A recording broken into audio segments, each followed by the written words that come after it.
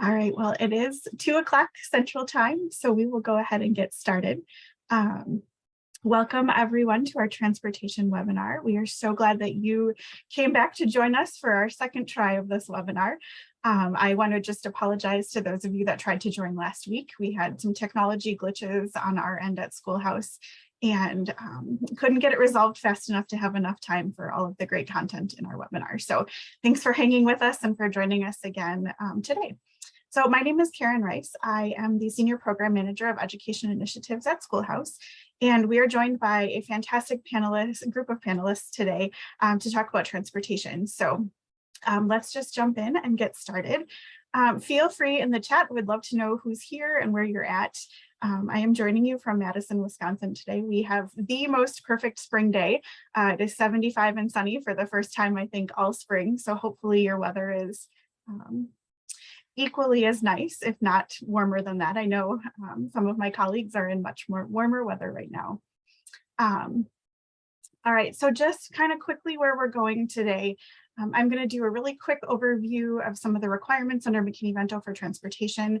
I'm not going to spend a lot of time talking about these requirements. I want to make sure that we leave plenty of time for our panelists. So we're going to kind of breeze through this and take maybe 10 or 15 minutes. Please feel free in the chat. I am keeping my eye on that to put in any questions that you have as we go along, and I will do my best to address those as we go. And otherwise, we'll have some time at the end to ask some questions as well. So we are looking forward to having your attention today and your time and to talking about this. We know transportation is a very tricky subject when it comes to McKinney-Vento and transporting students, but very important. And so we want to make sure that we're giving enough time and space to really talk about this topic. And we're excited to share a new resource, which you might have seen already in our e-news last week. So I will drop a link to that in the chat when we get to the end. All right, so starting out with just a few transportation requirements. Of course, if you've worked with McKinney-Vento for any number of years, you know, or months, you know that McKinney-Vento requires LEAs to provide transportation to and from the school of origin. And it does have to be appropriate transportation and adequate transportation. It needs to remove barriers for students to attend and participate in school. And it is the responsibility of the homeless liaison to make sure that parents and guardians, caregivers, unaccompanied youth all know that they have access to that transportation and then assist with the arranging of that transportation. And again, to and from the school of origin, what's newer in McKinney-Vento, of course, since the reauthorization, so not too new anymore, but the transportation does need to be provided until the end of the year, including when the student does find permanent housing. So if you have a student that you identify in September, and that student becomes permanently housed in December, you still are required to provide transportation for that student through the remainder of the academic year. And of course, if the student is residing in the district or the area of the school of origin, the student still does have access to that right and should still receive transportation services. It doesn't just have to be between districts. All right, so talking about school of origin transportation, McKinney-Vento does not give any time or distance limits for transportation, and that is probably the biggest question that we receive at Schoolhouse when it comes to transportation, as well as when I was a state coordinator and a homeless liaison. That was always a question. What are our guidelines? What are our parameters? And so we really want to consider what's in the best interest of the student. Now, McKinney-Vento presumes that remaining in the school of origin is in the best interest of students, and that's typically because students have connections to staff, to teachers. They may have friends or other supports within the school that can really help and provide those extra supports and that extra kind of incentive to be in school and to be attending. So that is particularly important to keep in mind. However, there may be a situation in which it's not in the student's best interest to remain in their school of origin. So this could include the age of the student. It could include any safety issues or concerns that come up. It could include graduation requirements and a student being on track toward graduation.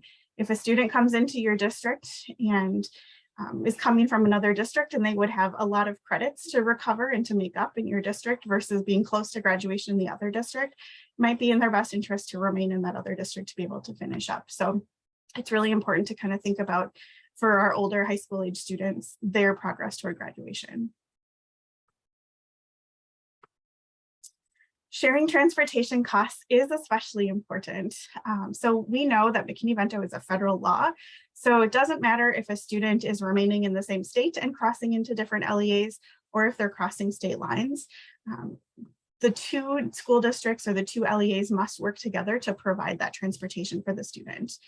So if the student crosses LEA lines, the LEAs have to determine how to divide and share that responsibility and cost. If there's no other arrangement made, then the law requires that it's shared equally or split 50-50. However, oftentimes we know that there are situations in which another arrangement is made for transportation. I worked with an LEA once who provided a bus to the school, and that district provided a bus home, and that was how they chose to share the cost, and that's absolutely fine. So it doesn't have to just be an exchange of funds. It can be any kind of other arrangement as well. I do recommend that if you are sharing costs, sharing transportation costs and sharing students, that as a homeless liaison, you reach out to the liaison in the other district that you're sharing with, rather than simply sending a bill. As a state coordinator, prior to coming to SchoolHouse, I heard so many times that we just got a bill from this district. We had no idea that we were sharing students or sharing transportation costs. We just got a bill. Do we pay it? We don't know anything about this situation, or how long the student has been residing here. And so we always, as state coordinators, recommend reach out to the other liaison, have a conversation. Don't just send a bill in the mail or electronically. And it's especially important because another LEA may have transportation options that the school of origin doesn't have. So they may have access to different buses. They may own their own buses.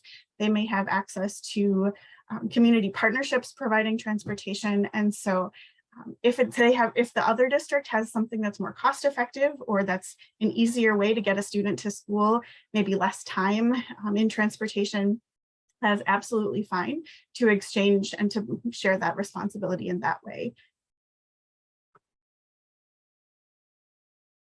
All right, so transportation options. The mode of transportation is at the discretion of the district or the LEA. And I think I say that with a giant caveat that it cannot create barriers to attendance and full participation. So, if your LEA typically uses one mode of transportation, and that's kind of just how you choose to do things, there may be situations and circumstances in which that's not going to work for a student to attend school. And so there needs to be some flexibility. For example, when I was a homeless liaison in a district, we owned our own buses, and we were able to get 99% of our students on our school buses and our district buses. However, there were certainly times when we were not able to do that, when there were barriers, when we had families who were moving every night and we couldn't get our bus routes arranged timely enough.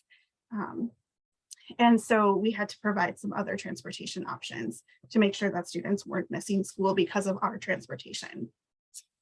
It's also really important to think about how students are arriving to school and any stigma that may exist around that. If it's known in the community, or if it's known in the LEA that only students who arrive to school in cabs are the students who are experiencing homelessness, that may be something you want to consider as a mode of transportation, that's not in that best interest of the student, and to think of another option. We don't want to be stigmatizing our students and creating more barriers so that they feel like singled out and that then they're not as motivated, or they're not wanting to come to school. And it's also really important to think about what other funding sources can be used for transportation. Now, funding is one of the biggest challenges, I think, that LEAs have when it comes to providing transportation. How do we pay for it, especially right now? We know that gas costs are high and there's bus driver shortages. Where did the funds come from to support and to supply options for different transportation services? So it's important to think about Title I Part A.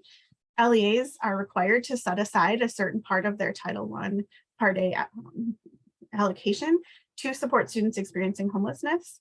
So if you as a homeless liaison are not part of those conversations with what that set aside amount is, I would certainly encourage you to connect with the people in your LEA who are making those decisions and talk about whether those funds are best used for transportation and how you can really use those funds to maximize the options that you have for getting kids to school. You can certainly use state or local funds to pay for transportation. You may have community partnerships that can also help support that transportation. I worked with a district who, actually the district in which my kids attend school, they have a partnership with the Boys and Girls Club, and they use the Boys and Girls Club's vehicles to transport students to school. And there's a contract with them. They pay the costs of the vehicles and the drivers, and they have that arrangement to use those vehicles because they don't have district vehicles available. So think of what other community partnerships can be leveraged when it comes to providing transportation. And then of course, ARP-HCY funds, the American Rescue Plan Homeless Children and Youth Funds, can be used for those excess costs of transportation. And we're going to talk a little bit more about that in just a minute. All right.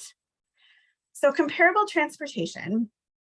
Students experiencing homelessness need to be provided with transportation that's comparable to transportation provided to other students.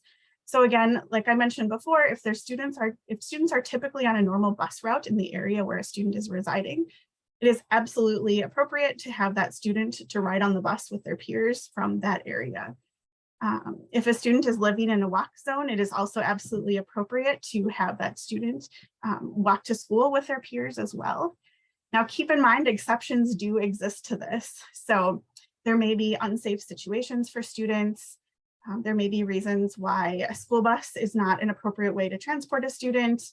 There may be reasons why being in a walk zone is not appropriate for students. Just as an example, I worked with a student who was in the middle of a domestic violence situation with mom and dad, and the student lived with mom, was staying with mom at a domestic violence shelter. And dad had made some pretty significant threats to say, if I see this student walking to the bus, walking to a bus stop, I'm taking the student. And so we had a door-to-door, as close to door-to-door as we could get. And we had an adult that made sure that that student was getting from that shelter onto that bus, even though typically we would say you would have to walk to a bus stop. So just know that there are examples or exceptions, I'm sorry, to those.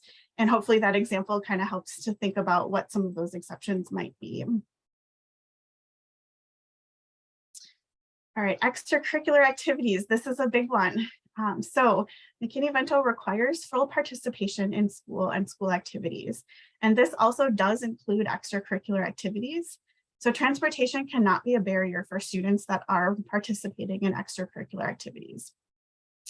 Now, it doesn't mean that you have to send a bus to school at 6 o'clock at night to transport one student home. You could come up with different kinds of options and different kinds of creative options, hopefully.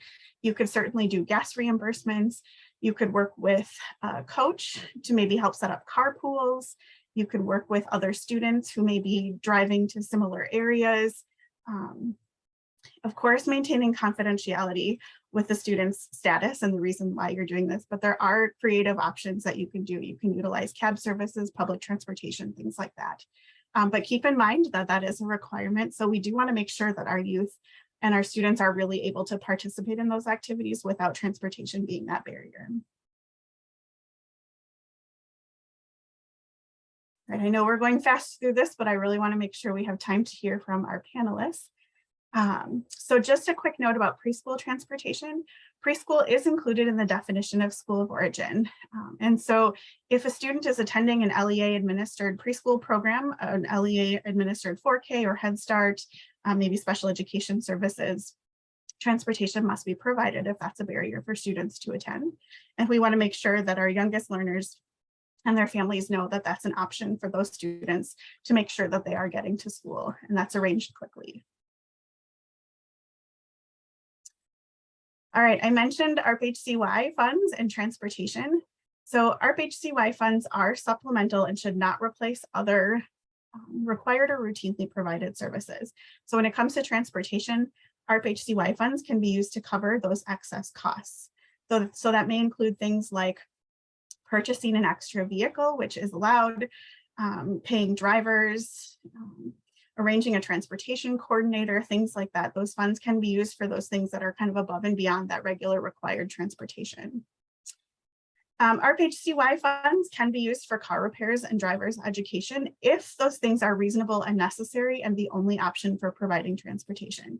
So it cannot say across the board that you can do that in every situation, but if you have a circumstance in which a family is transporting their student to school and they have a car repair and there's no other option to get that student to school, there's no public transportation, cabs are not an option, there's no district vehicle or school buses, or the student would have to be on the bus for an extended period of time. That may be a situation in which it's reasonable and necessary to help that family with those car repairs so that they can continue providing that transportation. So each of those circumstances needs to be looked at on an individual basis. Funds can be used for staff. As I mentioned, you could consider using funds for a transportation coordinator, for drivers, things like that. And then of course, we want to think about anytime we're using federal funds, is it reasonable and necessary? What other funding sources could be used first to provide those services? So it looks like there are some questions in the chat. I am going to try to answer some of them quickly, and then I will turn it over to our panelists to talk more about some of their creative transportation options. And, as I said, we know that transportation is a big challenge when it comes to supporting students experiencing homelessness and making sure that they're getting to school. So I'm very excited that our panelists are here to share some of the creative ways that they are meeting that need. So let me just glance real quick at the chat here. All right, one question. What happens when a student finds permanent housing and ESY, or extended school year, is mandatory for the student? Does he stay in the school he was or have to attend the resident district? That is an excellent question. So I'm going to give you a vague answer to this because I don't know if it's different in every state. So I would encourage you to check with your district about this. In Wisconsin, summer programming is connected to the following school year. It has to do with aid membership, and I don't understand all of the details about how all of that works, but I know that it's connected to the following school year. So there are occasions in which schools will say it has to be to the school that they're going into. Now, I would argue it's in the best interest of the student to remain in that programming with those connections that the student already has through the summer. So I would encourage you to kind of check with your district and to see what those summer school parameters are, if that is tied to enrollment for the next year or if it's tied to enrollment from the previous year. But I think it's absolutely appropriate to advocate for that student will be remaining with staff members that they likely know already, connections that they likely have for services they're already receiving, and that's in the best interest of the student for that programming. All right, let's take a look real quick here. Do independent study charter schools have to provide transportation when students are required to take CASP or PFT at a physical location?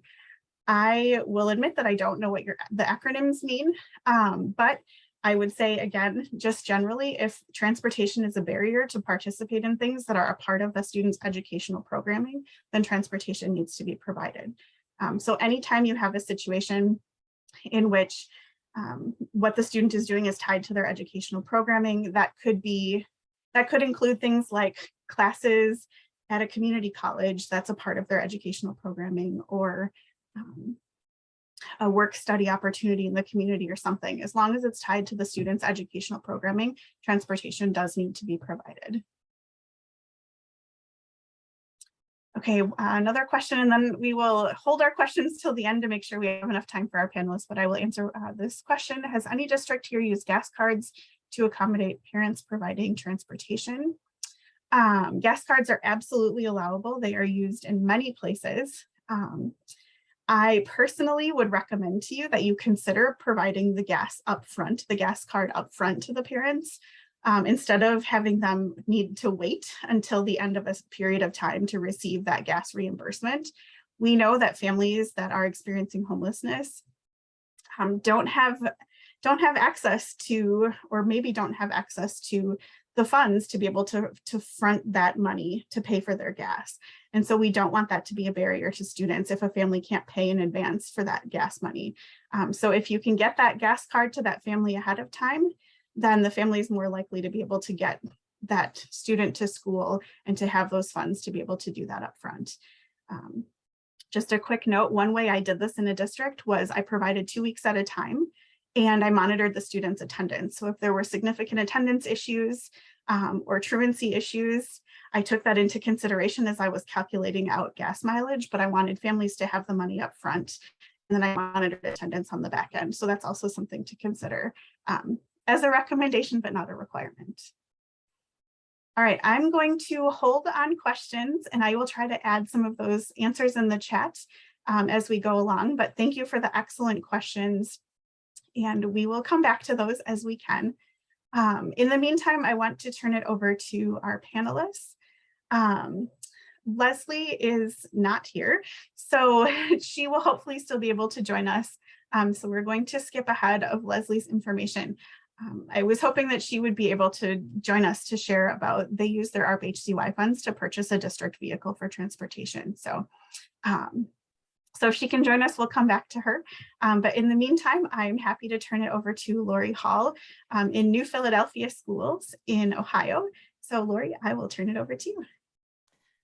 Hi, everyone. As Karen said, my name's Lori Hall, and I'm in a small town in Ohio. There's about 12,000 residents and about 3,000 or so students that we have in our district. We tried to get creative with the recent ARP money that we received this past school year, and we were looking at a way to try to solve sort of an issue. We have a lot of unaccompanied minors, believe it or not. We have lots of English learners that are coming from Guatemala that are here unaccompanied and not with their parents. And so they're living for the most part with what is considered a sponsor. And those sponsors can be a family member, another family member, aunt, uncle, brother, sister, that kind of thing, or there's no relation whatsoever. And it's just someone that they've communicated with, and that's who the children are living with. And these are students primarily at our high school level. And so what has been sort of an issue is that with them coming to school, where they're living, there is no vehicle to get them to school. And we do provide transportation if you live a mile or so out from any of our school buildings.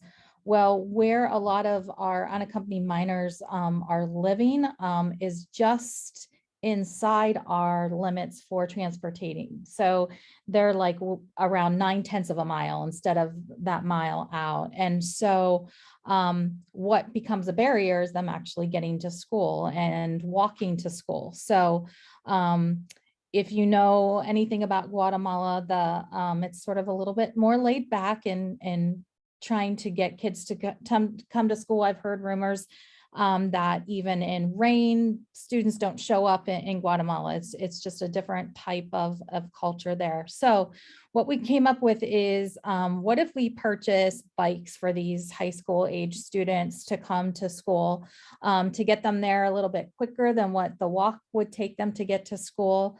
And sort of looked at a couple of things that Karen mentioned, different colored bikes so that they're not being stigmatized. We have kids that normally ride to school with on bicycles, so making sure that we're not purchasing the same color of bikes, that there's some diversity there.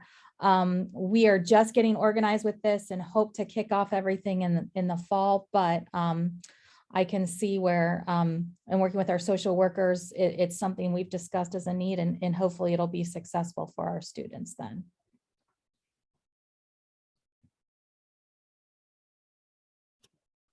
Thank you so much, Lori. I just want to wait to see if there are any questions about the work that you are doing with providing bikes to students. When I met Lori, I was very excited to hear about that. I know that walk zones have kind of been a challenge for many districts. And so it was great to hear that New Philadelphia had such a creative option for that. Thanks for sharing. I see the question in the chat about storing them along with the funds. I should have explained a little bit more too. We are going to be hiring a person that will we're going to have a warehouse to house like just supplies in general for our homeless population. Because we have really one social worker that works works full time, and another one that will be working next year full or part time as well. And we have several different buildings. So these social workers are running across the district trying to get certain shoe sizes for kids if there would be something that would happen, so on and so forth. So we have some modulars in our building that we're no longer using our modulars in our district, I should say. So, and it's a central location. So in that modular where we're going to warehouse other supplies for our homeless population is where the bikes will be stored when they're not in use and be assigned to students. Trying to look to about any of those are good questions. I know we said that we would be getting them helmets to wear, so that would be something that we'd be purchasing as well. As far as trying to look at some of the other things that were in there, as things keep popping up,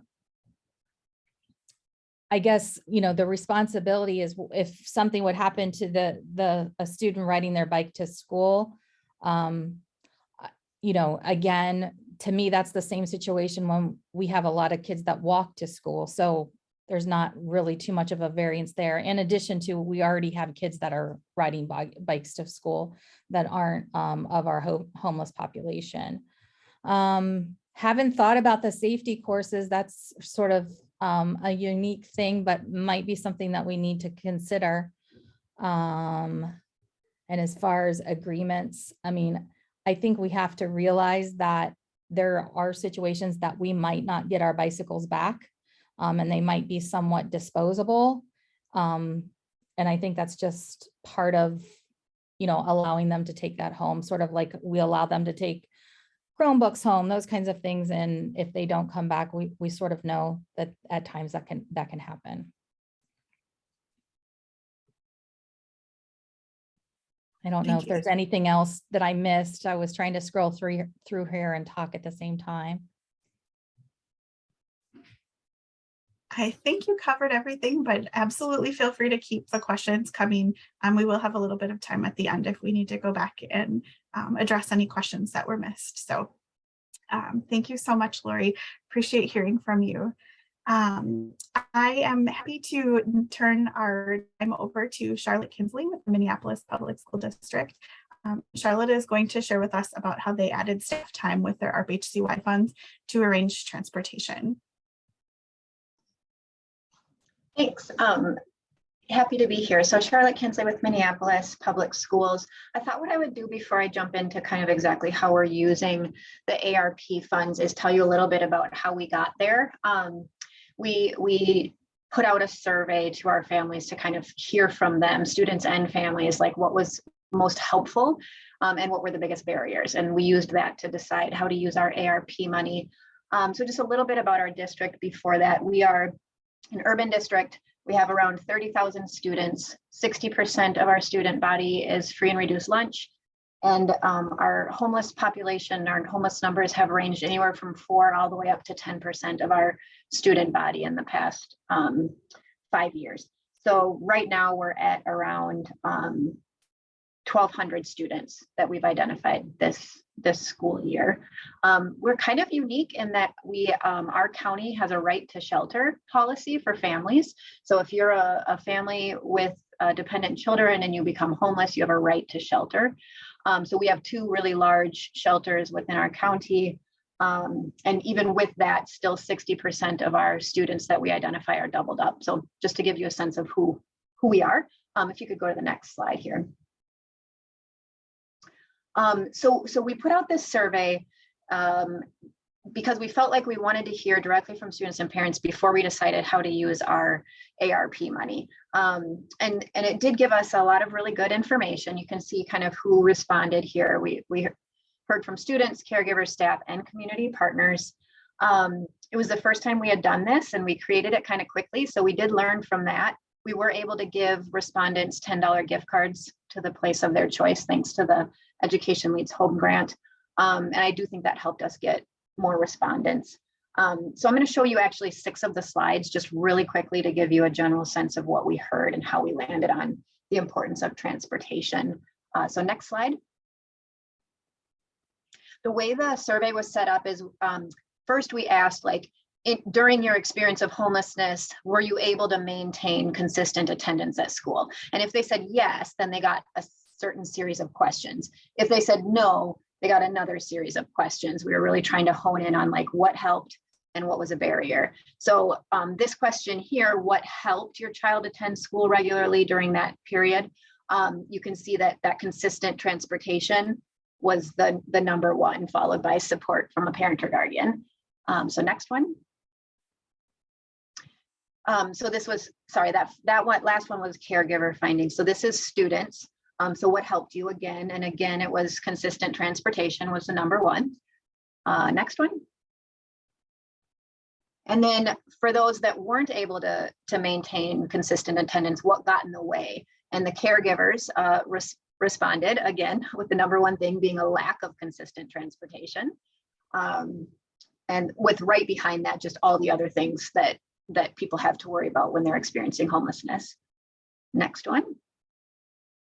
And then the students' response in terms of what got in the way. And the first one being just a lack of motivation or like not having the energy or motivation to attend, a lack of ability to prioritize. And then third, still 25% said lack of consistent transportation. Next one.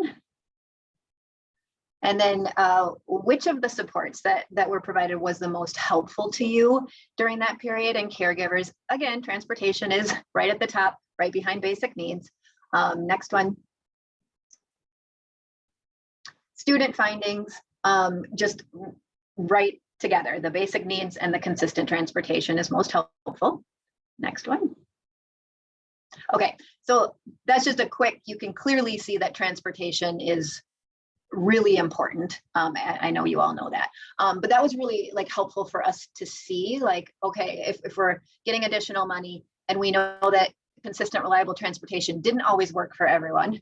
And when it did, it was the most important thing. That's really where we need to be investing. And so we're using about half of our ARP budget for transportation. We've added a part-time scheduler because one of the things that we find is we have so much movement that we have a full-time scheduler already, but we needed an additional person who can both help during the peak times when we have a lot of movement, like after a break, after summer, but then also dig in on troubleshooting and doing some short-term troubleshooting for students in the in-between time. And then we use on-demand cabs to fill gaps. So I don't know how you all do it, but we have like a change cycle, right? So anytime a new address gets put in, it can take 3 to 5 days for that route to get rerouted, for the student to have that. And 3 to 5 days, if you move multiple times in a given school year, is a lot of days of missed school. So we have this on-demand cab that we put in to fill the gaps in that. And so we have sort of increased our ability to provide that, and also are providing that for enrichment activities as well after school. So that's how we've used our ARP budget and how we focused it around transportation. Let's see. I think I covered what I wanted to cover. I have not been looking at the chat here, so let me peek through here.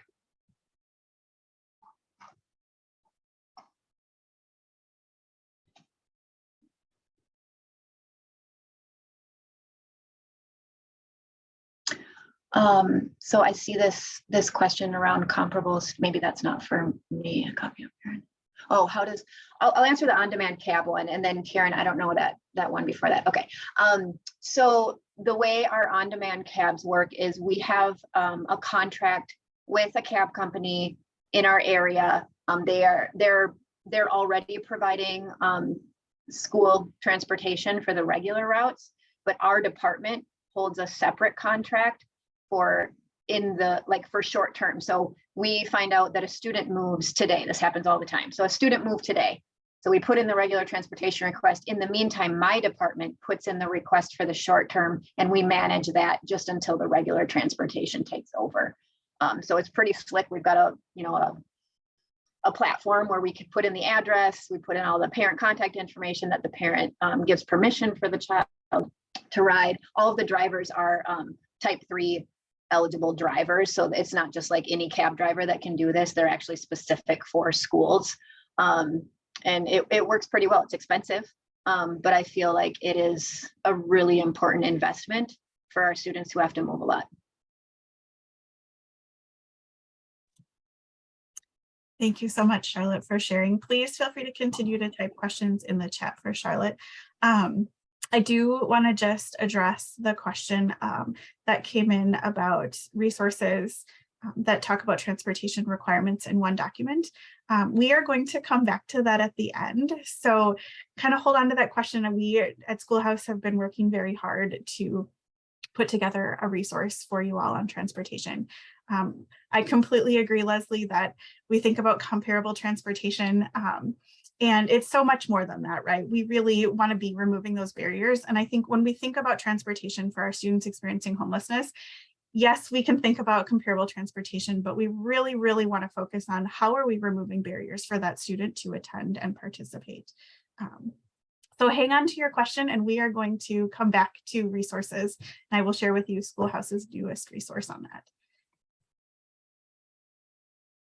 Charlotte, it looks like there's another question about type 3 driver. Yeah, I see a couple questions. Thank you. So the first one is if we allow young students to ride in cabs. So yes, we do. It's all with parent permission and it all depends on the situation, of course, and the student and what they're taking their safety into consideration. We do sometimes have the parent ride along, so then we do it both ways. So we do that particularly for our like pre-K high five. Oftentimes a parent would ride along. So it's case by case for students. Type 3 driver, which how would I check to see if a cab company? So I'm not transportation. I don't manage the contract, so the like details of it, I'm not the best to tell you, but I know that there are like our state has requirements for who can transport for schools and that those drivers have to go through all of the background and all of the extra training that's required of school drivers. So I guess I would check both with your like state requirements and then your transportation department too. I think that's a really important point of emphasis in thinking about using ARP-HCY funds and how you could have some kind of coordination of transportation. I have heard recently that so many people have shared, as the homeless liaison, I'm also arranging transportation, and so I can't be focusing specifically on identification and providing services and supports because I'm also trying to arrange transportation for students and make sure they're getting to school in a timely fashion. And so homeless liaisons wear a lot of hats. You are very busy serving students and we absolutely know that. And so one thing to consider is, could you use funds to pay for someone's staff time to arrange that transportation? So just to share briefly, I mentioned that I worked in a district as a homeless liaison. We were a small suburban, the district still exists, I am not there obviously, but we were a small suburban district outside of Madison, Wisconsin. And there were about 120 students typically identified during a school year.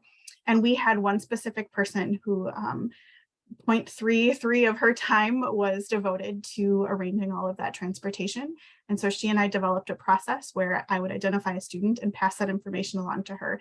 And she coordinated those bus routes when we needed cabs. She coordinated that for students. Anything that came up, she was in charge of, where are we picking up? What time are we picking up? And that allowed me to really be able to focus on supporting students and families. And so I think absolutely the point that Charlotte made about using your ARP-HCY funds to be able to have that transportation support is really important, especially now as transportation needs continue to grow. Thanks so much, Charlotte. All right, you are asking such wonderful questions. Feel free to keep those coming. I am going to turn it over now to Carrie Kulinski in the school district of Janesville in Wisconsin. And we've been talking about different ways that ARP-HCY funds could be used to support transportation. What Carrie is doing in her district is not ARP-HCY funded, but ARP-HCY funds certainly could be used to do this. It's a really kind of creative and innovative way to meet transportation needs. So that's why I asked Carrie to join us. So Carrie, I will turn it over to you. All righty, thanks, Karen. As Karen said, I'm in Janesville, Wisconsin. We are about 60,000. We're probably about, what, half hour from Madison. And we have about 10,000 students. 50% of our students are free and reduced lunch, and about 5% of our population are McKinney-Vento. So I have been the Families in Transition coordinator for about, I think this is my 8th year. And we've been using private drivers way before I started. So I'm assuming probably about the last 12 years we've been using private drivers. We use private drivers not only for McKinney-Vento, but some of our special ed students, our foster care students, and then we have some students at a youth services center, which is kind of the kid jail. There's no other way to say it. And then we transport some of those students. So we use our private drivers for students who are currently living outside of our school district. So Janesville has a lot of little towns around it, Beloit, Evansville. And right now we find that a lot of our students are living in motels. I don't know about you, but I've never seen more students in motels than I have this year. So we use a lot of our private drivers because our Janesville motels are full. So we've had to have students in nearby towns in those motels. So we've been busy this year with our private drivers. We currently have 4 permanent private drivers and 2 sub drivers. They can work up to 25 hours a week, and they are school district employees. So they are paid to transport students in the morning, mid-morning, and in the afternoon. Our drivers transport students between home, school, and then sometimes, like after school, our drivers have taken students to the Boys and Girls Club, or maybe to a babysitter's with parent permission, or a daycare. So our private drivers do use their own vehicles. They must have a valid Wisconsin driver's license, have a good driving record. They have to complete a background check at the time of hire. They have to pass a Department of Transportation physical, and that is at their own expense. They have to pass a vehicle safety inspection, which our school district pays for. They have to have proof of insurance. And when I did dig a little deeper to see just what kind of insurance they needed to have. Property damage insurance not less than $100,000, and bodily injury liability not less than $500,000. They have to have at least a 3-passenger vehicle, but cannot transport more than 9 students. Their insurance is primary in the event of an accident, and the district's liability insurance is second in the event of an accident. They are paid an hourly rate of $38.54, and they're also receive federal reimbursement mileage rate, which I'm not sure what that is right now, 50 cents, something like that. The days of the week that they work can vary but they can only work up to 25 hours. So each driver in their vehicle keeps a binder of timesheets, student information, and at the end of the week, they turn in their timesheets, the passenger list. They can drive during the summer. It's not as much, but they are available. And then families must sign a transportation agreement stating that they will contact the school and the driver if the student's not going to be attending school that day. And if the family does not call and the driver goes to the house, they will wait 5 minutes. If the family doesn't come out, we instructed the driver they can leave because they have a route they have to keep to. And if it's a no-show or no call for at least 3 times, then we cancel the driver and then we have to reinstate it after we find out what's going on. And I was able to purchase 4 new car seats through our ARP-HCY funds because we do have 20-some P4J sites in Janesville. So some of those drivers have to pick up our smaller students, like midday, afternoon, and transport them. So that money came in handy to purchase some nice new car seats. So those are our private drivers, and I used to schedule all of that up until about 3 years ago, and now we have a clerk who schedules all of the private drivers, which is much more manageable for me. So let's see if we have some questions. Yeah, we have buses. So our private drivers are only for our students that live outside of Janesville. For example, right now I probably have about 10 students in Beloit, which is about 20 minutes away, in motels. So we try to keep our private drivers just for students that live outside of the district. Otherwise, we give gas cards, we do have buses, bus passes, all of that. They are district employees, they're not teachers, they are hired as a private driver. A lot of them are retired teachers. I think one of our drivers is a retired Phi-Ed teacher from one of our middle school who still wanted student contact, and he just loves it. And he said, I wish I could have done this from the beginning. So a lot of our drivers were teachers, but now they're retired and they just wanted something part-time. No, we do not struggle to hire. We try to have a mix of male and female drivers. And then we always have a couple subs on hand. Right now, I think I have 14 students that are being transported by drivers. At one point, I did have a waiting list as the motels got full and students were kind of all over our county. But they don't wait very long. And in the meantime, we try to think of other ways to get them to school, but they only might have to wait maybe 2 or 3 days for a driver. I think I got all of the questions. Excellent. Thank you so much, Carrie. I want to just come back to a couple of questions that were in the chat. I was making some notes to myself of things to go back and address. As we were talking about gas reimbursements and providing gas cards to families, again, I think, anytime you can do that up front is absolutely a best practice for families. I did want to make a note about the reimbursement rates. So those do need to be comparable to other staff reimbursement rates. They can't be something completely different and really low that you would use to pay parents for their gas compared to what you would pay staff. So just as an example that Carrie mentioned, the federal rate.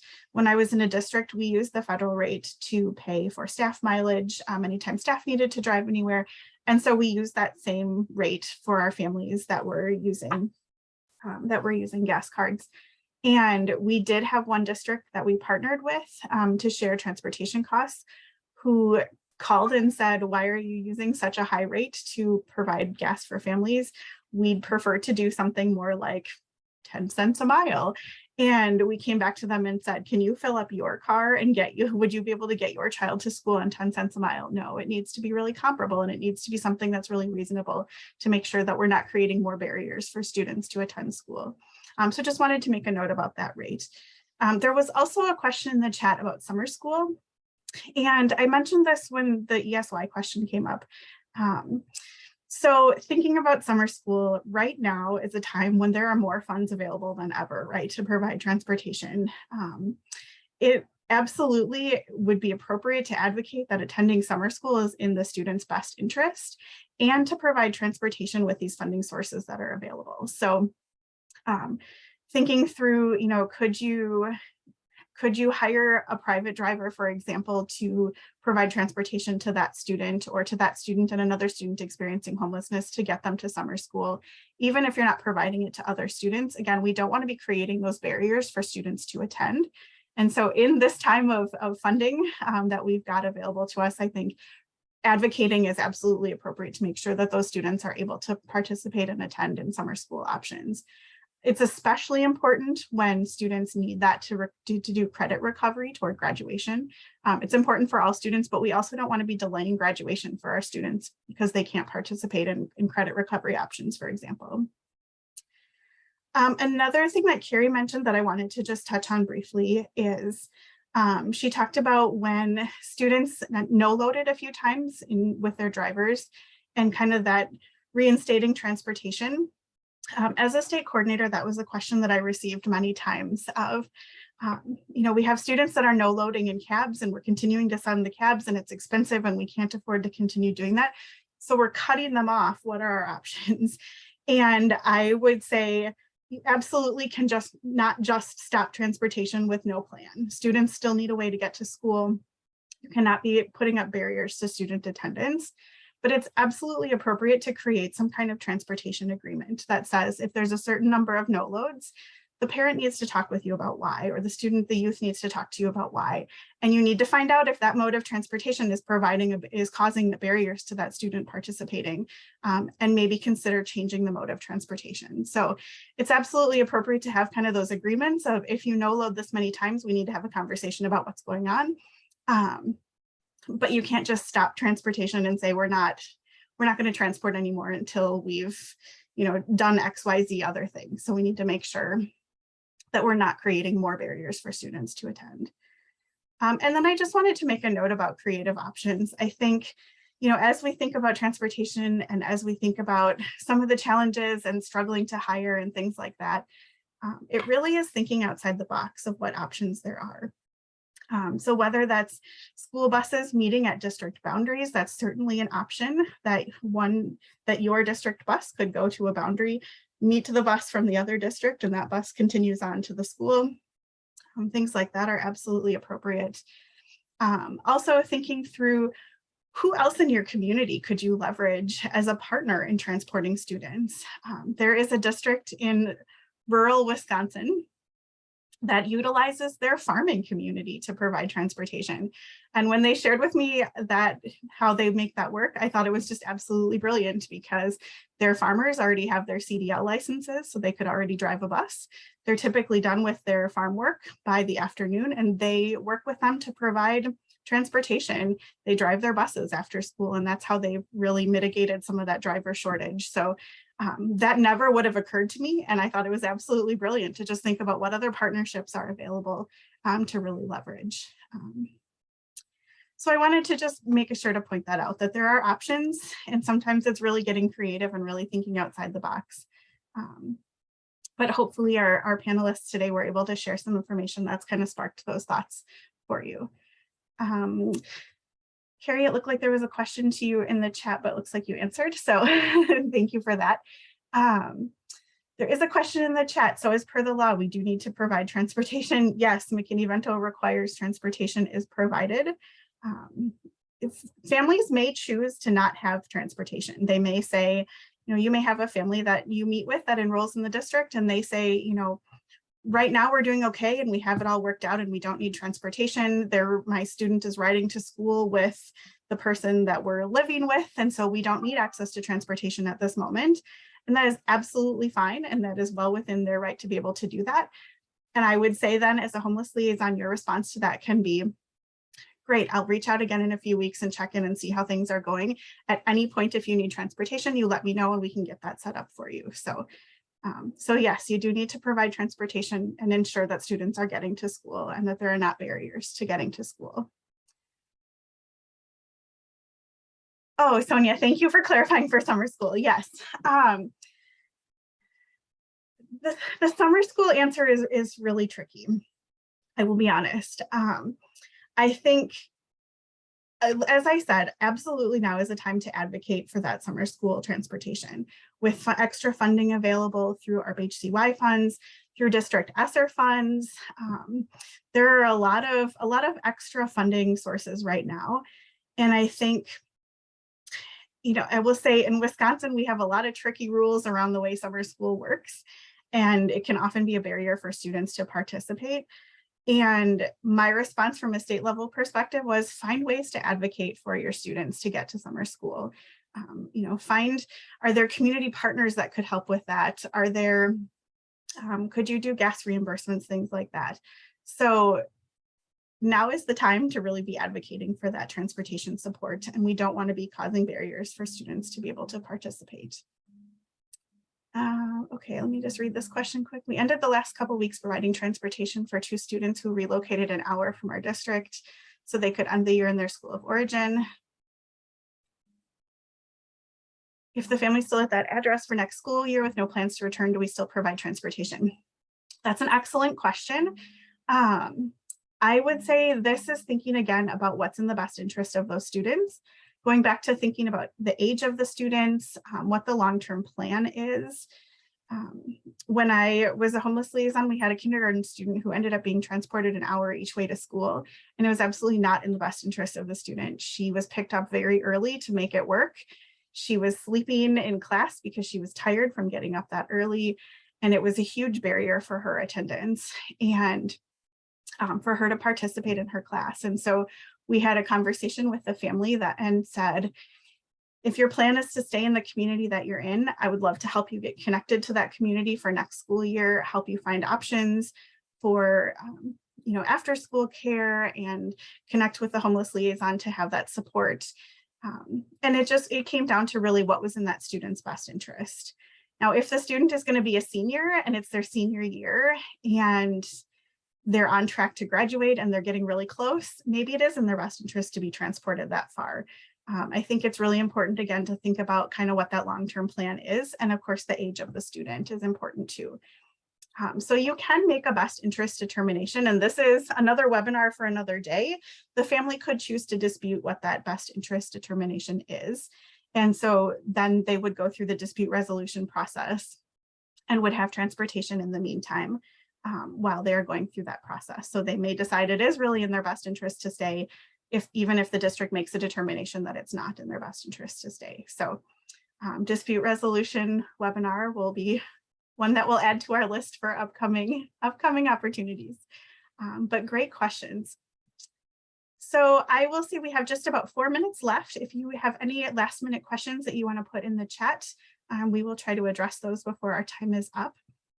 I do want to say that we have this new transportation resource from SchoolHouse. We are very excited about this. This has been a work in progress even before I started at SchoolHouse. So it has been done with great love and great care to make sure to include as much information as we can for everyone in this. It was in our e-news last week, so you might have seen it already, but we tried to be really comprehensive and to include as many details and ideas as we could to hopefully make it easier to think through some of the transportation options that are out there that you might not have thought of yet. So, so please check that out. And certainly you can feel free to email with any questions or any follow-up.